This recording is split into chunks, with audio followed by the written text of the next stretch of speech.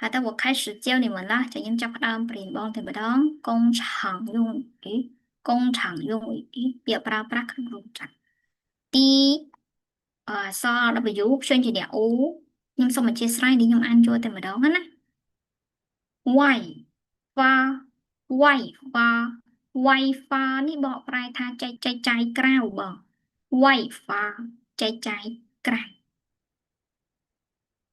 第二布料布料布料នេះបកប្រែថាកណាត់បង布料កណាត់比如说我想去买布料មានន័យថាខ្ញុំចង់ទៅទិញកណាត់នឹងបងប្រើបាន那我继续第三装货柜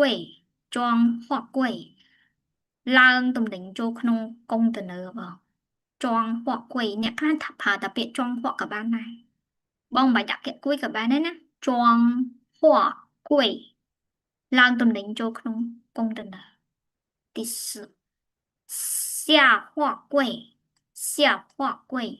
下货柜នេះមានន័យថាទម្លាក់ទំនិញចុះពីកុងតឺន័រ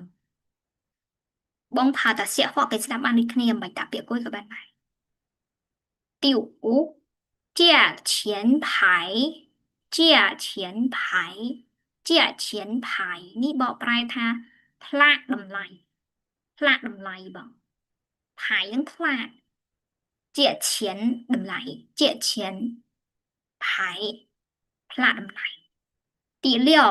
外箱贴外箱贴